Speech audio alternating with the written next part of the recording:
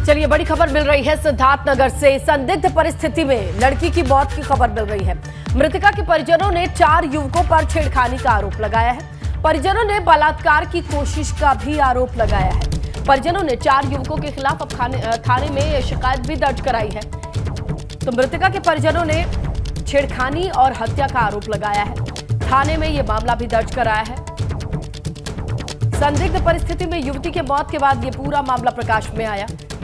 अब परिजनों का कहना है कि बलात्कार के बाद हत्या की गई है उनके बेटी की, और इसीलिए उन्होंने थाने में मामला भी दर्ज कराया है। सिद्धार्थनगर से इस वक्त बड़ी खबर। संदिग्ध परिस्थितियों में युवती की मौत हुई है। मृतका के परिजनों ने 4 युवकों पर छेड़खानी का आरोप लगाया है और इसके साथ ही इस मामले को दर्ज कराया है थाने में। परिजनों का कहना है बलात्कार की कोशिश की गई है। संदिग्ध परिस्थिति में युवती के मौत के बाद ये पूरा मामला अब थाने में है, जहां पुलिस जांच के बाद तमाम तथ्यों को उजागर करेगी।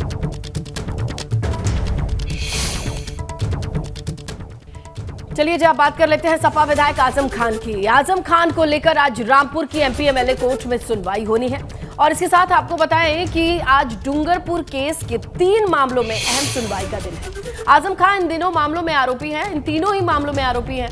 डूंगरपुर केस में आजम खान पर आरोप था कि उन्हीं के इशारे पर बस्ती के लोगों से मारपीट लूटपाट करके मकानों को ध्वस्त कर दिया गया।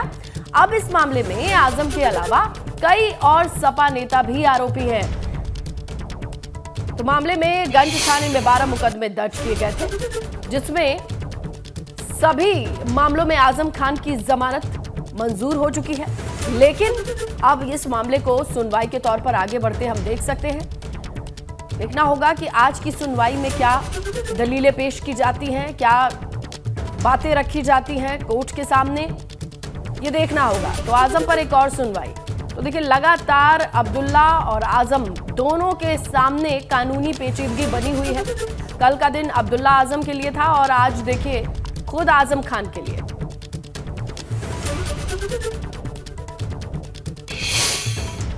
और वहीं अब बात ओम प्रकाश राजभर की भी कर लेते हैं। दरअसल आज सुभाषपा अध्यक्ष ओम प्रकाश राजभर एक बड़ी बैठक करने जा रहे हैं। बिल्कुल, और ओम प्रकाश राजभर राष्ट्रपति पद की उम्मीदवार के समर्थन को लेकर पदाधिकारी और विधायकों के साथ ये बैठक करेंगे और अंतिम फैसला आज वो ले सकते हैं। आज करीब सुबह 9 बजे बलिया में ओपी राजभर पार्टी पदाधिकारियों के साथ बैठक कर सलाह मशवरा करेंगे। इसके बाद वो लखनऊ में शाम 3 बजे अपनी पार्टी के 5 विधायकों के साथ बैठक करके फैसला लेंगे। आपको बताएं कि ओपी राजभर अखिलेश से पिछले दिनों काफी नाराज चल रहे थे। बयानों के तीर तो छोड़े गए हैं, लेकिन अभी आज ये फैसला लिया जाएगा कि किसको समर्थन देना है, एनडीए के उम्मीदवार को या विपक्ष के उम्मीदवार को। राष्ट्रपति चुनाव को लेकर के कुल 6 विधायक है सुभाषपा को ओम प्रकाश राजभर को लेकर के। तो आज ये सभी बैठेंगे, पदाधिकारी बैठेंगे, सलाह मशवरा होगा। राष्ट्रपति चुनाव को लेकर ये बड़ी बैठक होनी है। सुभाषपा की ओर से बलिया में सुबह 9 बजे ये बैठक होनी है और उसके बाद 3 बजे वो लखनऊ पहुंचेंगे ओम प्रकाश राजभर। करीबन 3 बजे भी एक बड़ी बैठक बताई जा रही है। तो कुल मिला के गठबंधन में रार, तकरार या दरार, ये तमाम चीजें चल रही हैं। ओम प्रकाश राजभर नहीं कह रहे हैं कि हम किनारा कर चुके हैं, लेकिन बातें वो ऐसी करती हैं जैसे किनारा हो चुका हो। अखिलेश यादव ने चुप्पी साध रखी है, लेकिन इशारों में वो भी बताते हैं कि हमें फर्क नहीं पड़ता है। लेकिन आज अहम दिन है, जहां गठबंधन से अलग अपने विधायकों से चर्चा करेंगे कि किसे समर्थन देना है राष्ट्रपति चुनाव में, और उसी के मद्देनजर ये बड़ी बैठक बुलाई गई है। लेकिन सुभाषपा में भी भीतर भी सब कुछ ठीक चल रहा है क्या? ये तमाम चीजें इस वक्त पूर्वांचल की सियासत में सवाल बनकर के तैर रही हैं। देखना यह होगा कि आज इस बैठक से क्या कुछ कॉन्क्रीट निकल करके आता है। और अब खबर संभल से है, जहां संभल में सपा सांसद शफीकुर रहमान बर्क का विवादित बयान सामने आ चुका है। उन्होंने कहा कि आज देश में नफरत का माहौल बना हुआ है, पहले देश में भाईचारे का माहौल हुआ करता था। सुनिए। हिंदुस्तान के अंदर भाईचारगी बेपनाह थी, आज भाईचारगी के बाद नफरत फैली हुई है कि मुसलमानों से भी गुजारिश है कि वो इस्लामी जिंदगी गुजारें। और वहीं इससे इधर कल विश्व जनसंख्या दिवस के मौके पर सीएम योगी यूपी की बढ़ती आबादी पर चिंता जताते हुए कई बड़ी बात उन्होंने कह दी। उन्होंने कहा कि एक वर्ग की आबादी बढ़ने की वजह से अराजकता का खतरा बढ़ता जा रहा है और ऐसे में जनसंख्या नियंत्रण के साथ साथ जनसंख्या संतुलन भी बहुत जरूरी है। जब हम परिवार नियोजन की बात और जनसंख्या स्त्रीकरण की बात करते हैं तो हमें इस बात को ध्यान में रखना होगा कि जनसंख्या नियंत्रण का कार्यक्रम सफलतापूर्वक आगे बढ़े, लेकिन जनसांख्यिकी असंतुलन की स्थिति भी न पैदा होने का है। ऐसा नहीं कि किसी वर्ग की आबादी बढ़ने की स्पीड, उनका प्रतिशत ज्यादा हो और कुछ जो मूल निवासी हो उन लोगों की आबादी के स्त्रीकरण में हम लोग जागरूकता के माध्यम से, इन्फोर्समेंट के माध्यम से उसको नियंत्रित करके जनसंख्या संतुलन की स्थिति पैदा करें। और यह एक चिंता का विषय हर एक उस देश के लिए जहां पे जनसंख्या संतुलन की स्थिति पैदा होती है, जनसांख्यिकीय संतुलन की स्थिति पैदा होती है, रिलीजियस डेमोक्रेसी पर इसका विपरीत असर पड़ता है। फिर वहां पर एक समय के बाद अव्यवस्था और अराजकता जन्म लेने लगती है। यूपी में सरकार और प्रशासन हर साल यातायात के नियमों को समझाने के लिए लाखों रुपए खर्च करती है। जो लोग ट्रैफिक नियम का पालन नहीं करते उनके चालान भी काटे जा रहे हैं, लेकिन इसके बावजूद लोग सबक लेने को तैयार नहीं। ऐसी ही एक तस्वीर सामने आई है औरैया से, जब पुलिस वालों के सामने ही ट्रैफिक नियमों की धज्जियां उड़ाई गई। रिपोर्ट देखिए।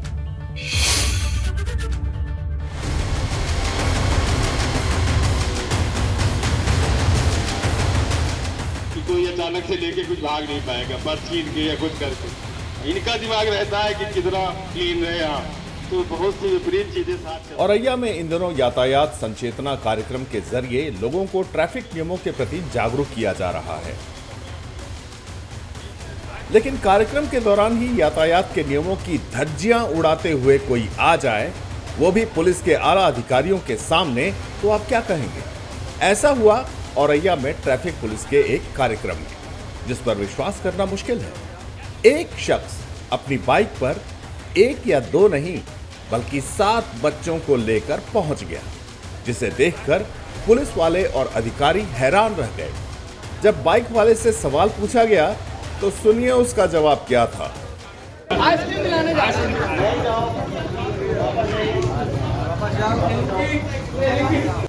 ट्रैफिक नियमों की अनदेखी करने पर बाइक सवार शख्स का चालान काटा गया और सभी मासूमों को बाइक से उतारकर घर भेजा गया। साथ ही बाइक वाले को फटकार लगाते हुए ट्रैफिक नियमों का पालन करने की नसीहत दी गई। लोगों में एक सेंसिटाइजेशन हो कि हेलमेट, सीट बेल्ट, गति नियंत्रण और कैसे किया जाए और ड्रिंक एंड ड्राइव को कैसे अवॉइड किया जाए, कैसे नए बच्चों को मोटरसाइकिल बिना ऑथराइजेशन के ना दिया जाए जब तक वो एलिजिबल ना हो। तो इन सारी बातों को इनको प्रसारित किया जा रहा है। बड़ा सवाल ये है कि एक तरफ सरकार और प्रशासन हर साल लोगों को जागरूक करने के लिए अभियान चलाती है, इसके बावजूद लोग ट्रैफिक नियमों का पालन नहीं कर रहे, जिससे वो अपनी जिंदगी को तो खतरे में डाल ही रहे हैं, दूसरे के जीवन से भी खिलवाड़ कर रहे हैं। एबीपी गंगा के लिए औरैया से सुमित गुप्ता की रिपोर्ट। तो यूपी बोर्ड की बिल्कुल अजय आगे बढ़ते हैं। एक लापरवाही जो सामने आई है दर्शकों के सामने रखते हैं। लाखों बच्चों का भविष्य जो है वो खराब हो सकता है। 9वीं क्लास की हिंदी की किताब में गलत जानकारी दी जा रही है, सही सुना आपने। और मामला जब सामने आया तो जिम्मेदार लोग कुछ भी बोलने को तैयार नहीं है। ये रिपोर्ट देखिए।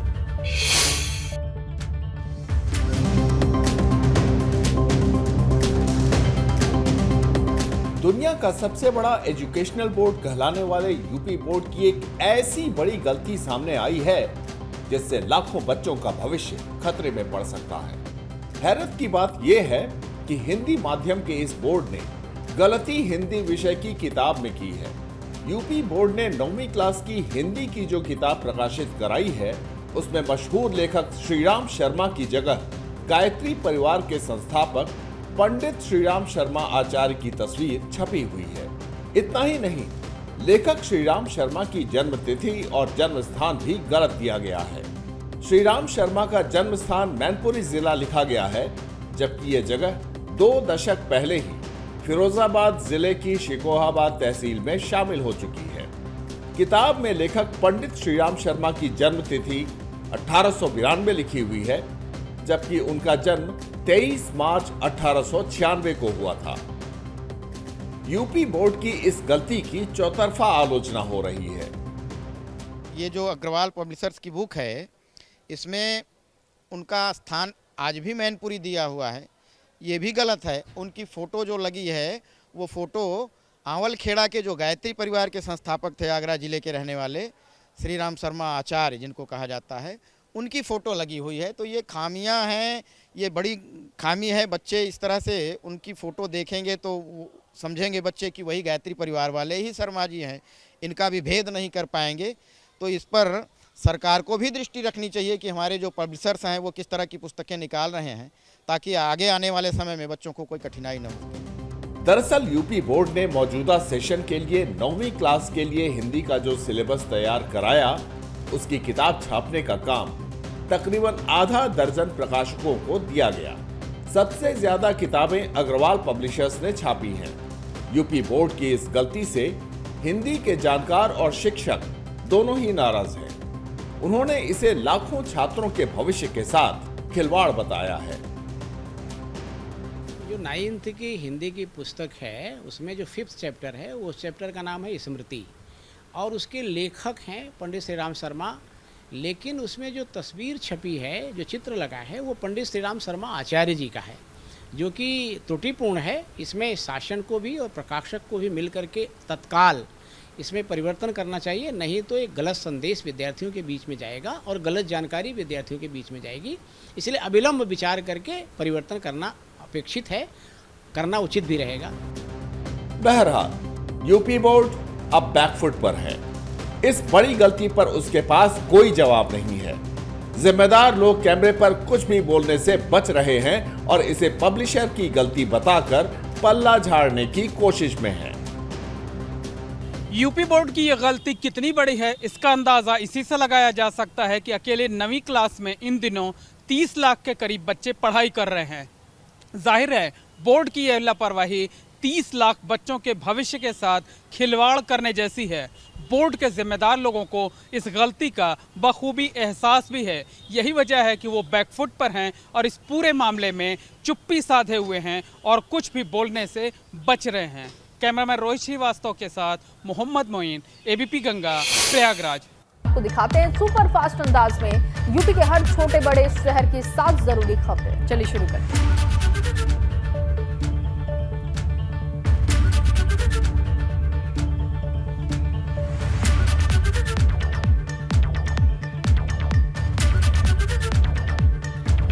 संभल के सपा सांसद शफीकुर रहमान बर्क ने बढ़ती जनसंख्या पर बेतुका बयान दिया। बोले, मुस्लिम का मनोबल गिराने के लिए कहा जाता है मुसलमानों की संख्या ज्यादा है। अमेठी के एसपी इला मारन ने संग्रामपुर थाने का औचक निरीक्षण किया। थाने में गंदगी मिलने पर थानाध्यक्ष परशुराम ओझा को फटकार लगाई। बरेली में 11 साल बाद एक परिवार ने फिर अपनाया हिंदू धर्म। 2011 में मौलवी के बहकावे में आकर बने थे मुस्लिम। गाजियाबाद पुलिस ने चेन स्नेचिंग गिरोह के 3 सदस्यों को गिरफ्तार किया। गिरोह की मुखिया चांदनी अपने साथियों के साथ महिलाओं और बुजुर्गों को निशाना बनाती। नोएडा पुलिस ने फर्जी वीजा बनाने वाले गिरोह के 3 लोगों को गिरफ्तार किया है। विदेश में नौकरी दिलाने के नाम पर लोगों को झांसा देते थे। वाराणसी के सर्किट हाउस में कर्मचारियों की बड़ी लापरवाही सामने आई। कैंपस के कूड़े के ढेर में आग लगी। आग लगने के दौरान सर्किट हाउस में मौजूद थे आबकारी राज्य मंत्री नितिन अग्रवाल। कन्नौज में रेलवे क्रॉसिंग के पास किराने की दुकान में भीषण आग। दमकल की गाड़ियों ने आग पर काबू पाया।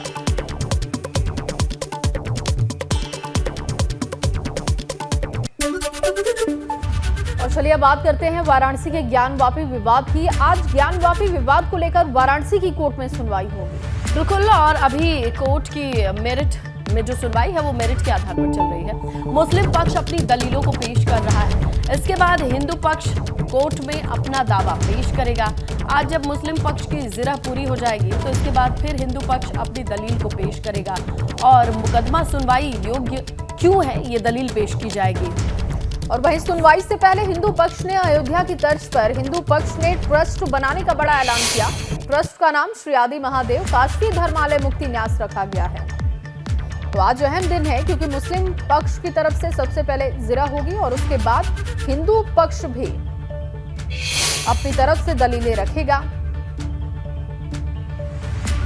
और देखिए 18 अगस्त 2021 दिल्ली की 5 महिलाओं की तरफ से इसको लेकर बात की गई और 8 अप्रैल 2022 को वीडियोग्राफी की बात आई। इसके बाद पहली बार सर्वे के लिए पहुंची कमीशन की टीम वहां पर 6 से 7 मई को 12 मई को तहखाने के अंदर वीडियोग्राफी का आदेश दिया गया और 14 से 16 मई तक कमीशन की टीम ने सर्वे किया। 18 अगस्त को 5 महिलाओं ने दाखिल की थी याचिका। इस मुद्दे को उन्होंने उठाया था। इसके बाद कैसे ये क्रम आगे की तरफ बढ़ता गया उसकी जानकारी हम आपको दे रहे हैं। अब तक क्या क्या हुआ है। 20 मई को सुप्रीम कोर्ट ने जिला जज की सुनवाई की और 30 मई को ज्ञानवापी सर्वे से जुड़ी रिपोर्ट लीक हो गई थी। वीडियो लीक की जांच के लिए अर्जी लगाई गई थी 31 मई 2022 को। 4 जुलाई को केस चले या नहीं इस पर जिला जज की अदालत में सुनवाई हुई और अब देखिए ये जो पूरा मामला है कैसे बढ़ते जा रहा है। ज्ञानवापी केस पर अब तक क्या हुआ है इसकी जानकारी हमने आपको दी। आगे बढ़ेंगे। उत्तर प्रदेश लोक सेवा आयोग ने इंटरव्यू बोर्ड का दायरा बढ़ा दिया है। पहले पीसीएस भर्ती के इंटरव्यू बोर्ड में केवल सब्जेक्ट के एक्सपर्ट्स, बड़े संस्थानों के प्रोफेसर इंटरव्यू पैनल में हुआ करते थे, लेकिन अब इसमें बड़ा बदलाव किया गया है। किस तरीके का बदलाव है देखिए इस रिपोर्ट में।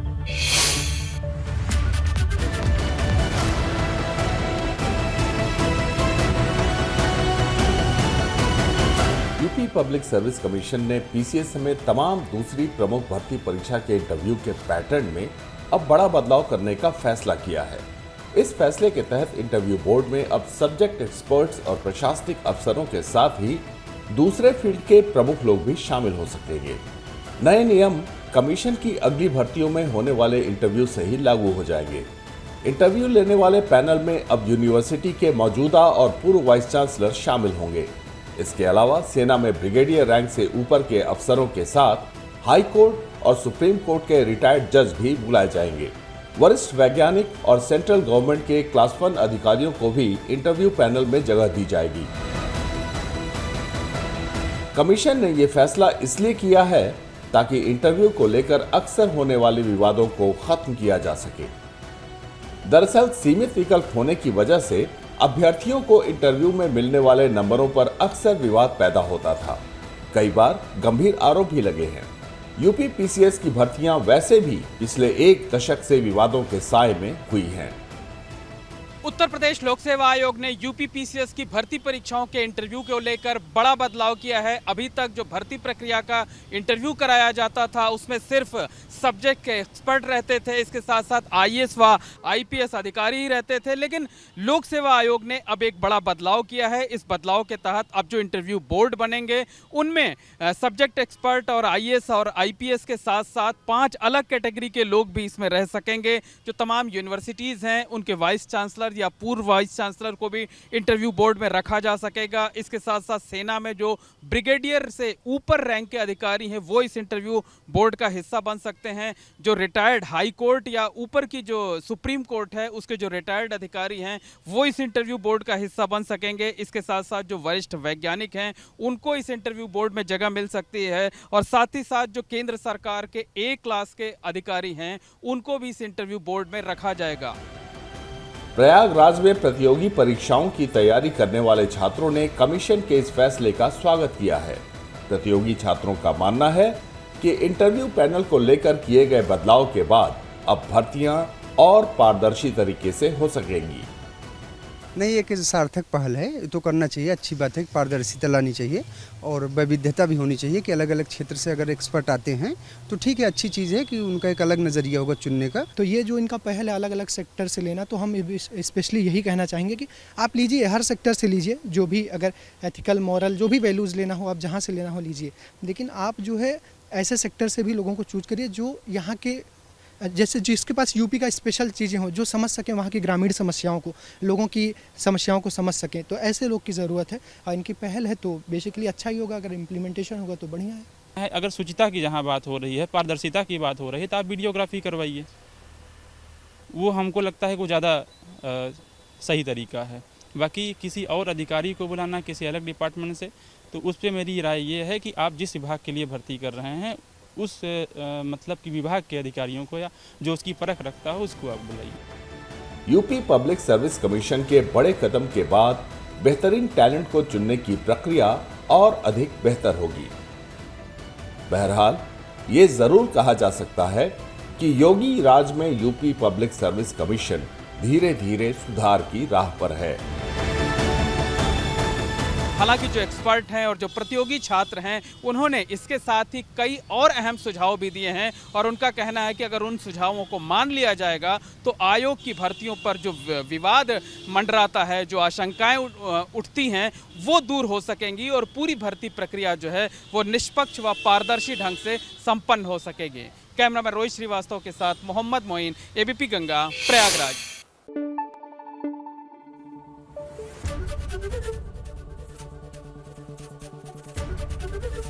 एबीपी गंगा, खबर आपकी, जुबान आपकी।